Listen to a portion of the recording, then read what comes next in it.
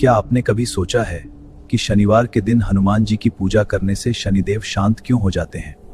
क्यों कहा जाता है कि जिस पर बजरंगबली की कृपा हो उस पर शनिदेव भी अपना प्रकोप नहीं डालते? इसके पीछे छिपी है त्रेता युग की एक रहस्यमयी कथा, जिसमें कैद में थे स्वयं शनिदेव और उन्हें मुक्त कराने आए थे पवन पुत्र हनुमान। हिंदू धर्म में शनिदेव को न्याय का देवता कहा जाता है। वे किसी के मित्र या शत्रु नहीं होते, बल्कि हर व्यक्ति को उस तर्क अनुसार देते हैं। उनकी दृष्टि को बहुत कठोर माना जाता है। जब किसी व्यक्ति पर शनि की 7.5 या ढैया आती है तो उसके जीवन में संघर्ष, परेशानियां और कठिन परीक्षाएं शुरू हो जाती है। लेकिन एक बात हमेशा कही जाती है, जो हनुमान जी का सच्चा भक्त होता है उसे शनिदेव ज्यादा कष्ट नहीं देते। आखिर ऐसा क्यों?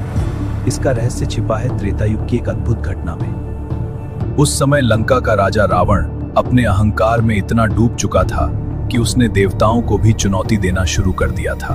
अपनी शक्ति का प्रदर्शन करने के लिए रावण ने एक ऐसा काम किया जिसे सुनकर देवता भी चकित रह गए। उसने नवग्रहों को ही बंदी बना लिया। सूर्य, चंद्र, मंगल, बुध, बृहस्पति, शुक्र, शनि, राहु और केतु, सभी को उसने लंका में कैद कर लिया ताकि वे उसकी इच्छा के अनुसार कार्य करें। इन ग्रहों में शनिदेव भी कैद थे। इसी दौरान भगवान श्री राम के दूत हनुमान जी कि यही आग उसकी पूरी लंका को भस्म कर देगी।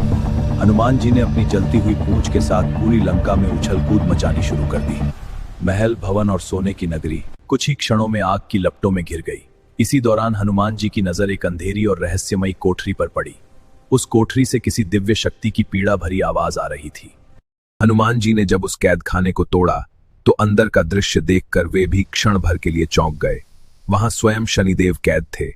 शनिदेव ने हनुमान जी से कहा, हे पवन पुत्र, रावण ने अपने अहंकार में हमें यहाँ कैद कर रखा है। कृपा करके मुझे इस कैद से मुक्त कर दीजिए। हनुमान जी ने तुरंत अपने बल से उनकी बेड़ियां तोड़ दी और शनिदेव को रावण की कैद से मुक्त कर दिया। इस उपकार से शनिदेव अत्यंत प्रसन्न हुए। उन्होंने हनुमान जी से कहा, हे बजरंगबली, आपने मुझे इस अपमानजनक कैद से मुक्त किया है। मैं आपको वचन देता हूं कि जो भी आपका भक्त होगा उसे मैं अपने प्रकोप से बचाऊंगा। तभी से माना जाता है कि